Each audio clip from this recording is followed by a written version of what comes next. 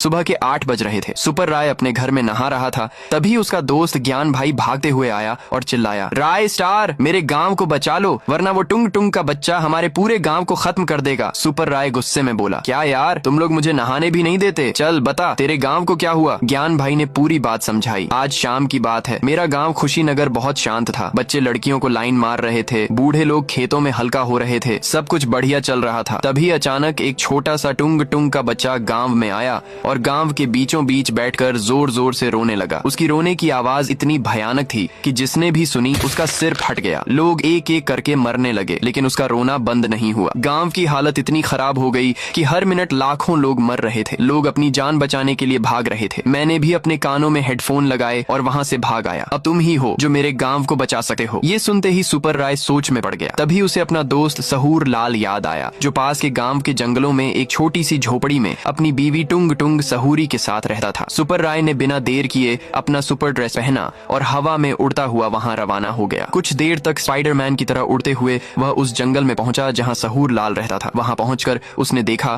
कि जंगल के सारे जानवर भाग रहे थे। चारों तरफ लाशें बिछी थीं और वहां सहूर लाल बैठा जोर जोर से रो रहा था। सुपर राय उसके पास गया और पूछा, क्या हुआ? ये सब क्या है और तेरी बीवी कहाँ है? सहूर लाल ने रोते हुए एक कहानी सुनाई। कुछ दिन पहले मैं और मेरी बीवी खेतों में काम कर रहे थे। मेरी बीवी प्रेग्नेंट थी और जल्दी ही उसका बच्चा होने वाला था। तभी अचानक उसे पेट में तेज दर्द हुआ। मैंने बिना कुछ सोचे उसे अपनी गाड़ी में बिठाया और अस्पताल ले गया। मैं बाहर खड़ा इंतजार कर रहा था कि तभी मुझे अंदर से बच्चे के रोने की आवाज सुनाई दी। मैं समझ गया कि एक नया मेहमान आ गया, लेकिन तभी अचानक किसी के चिल्लाने की आवाज आई और डॉक्टर साहब भी भागते हुए बाहर निकले। मैंने जब अंदर जाकर देखा तो मेरा बच्चा जोर जोर से रो रहा था। उसकी आवाज इतनी खतरनाक थी कि जिसके भी कानों में गई उसका सिर उसी वक्त फट गया। मेरी बीवी भी उसी आवाज से मर गई। सुपर राय ये सुनकर सब समझ गया, लेकिन इससे पहले कि वह कुछ कहे, उसका दोस्त अज्जू भागता हुआ आया और बोला, सुपर राय, उस टुंग टुंग के बच्चे ने मेरे गांव पर भी हमला कर दिया। वो लोगों को मार रहा है, जल्दी चलो, उन्हें बचा लो। सुपर राय तुरंत आसमान में उड़ा और उस गांव की ओर बढ़ा। वहां पहुंचकर उसने देखा कि अफरा तफरी मची थी। लोग डर के मारे भाग रहे थे। घरों में छुपे लोगों के सिर फट रहे थे। गांव के बीचों बीच ढेर सारी लाशें पड़ी थीं और वो टुंग टुंग का बच्चा वहां खड़ा जोर जोर से रो रहा था। सुपर राय उसके पास गया और बोला, तुझे क्या चाहिए बच्चे? बच्चा शांत होकर बोला, मेरी वजह से मेरी माँ मर गई, कई लोग मर गए, मेरा बाप मुझे देखते ही भाग गया। मैं जिस भी गाँव गया लोग मुझे भगा देते। आखिरकार मुझे गांव के बाहर भीख मांगनी पड़ी। एक दिन जब मैं भीख मांग रहा था तभी एक गाड़ी मेरी तरफ आई और मुझे टक्कर मार दी। गाड़ी का ड्राइवर मेरे पास आया और मुझे ही पीटने लगा, जबकि गलती मेरी बिल्कुल नहीं थी। उसकी बात सुनकर मुझे बहुत बुरा लगा और मैं जोर जोर से रोने लगा। मेरे रोने से उस आदमी की वहीं मौत हो गई। उस दिन मैंने फैसला कर लिया कि मैं हर उस इंसान से बदला लूंगा जिसने मेरा मजाक उड़ाया। बच्चे की बात सुनकर सुपर राय को भी बुरा लगा, लेकिन इससे पहले कि वह कुछ कह पाता, टुंग टुंग का बच्चा फिर से रोने लगा। उसकी आवाज सुपर राय के कानों तक पहुंची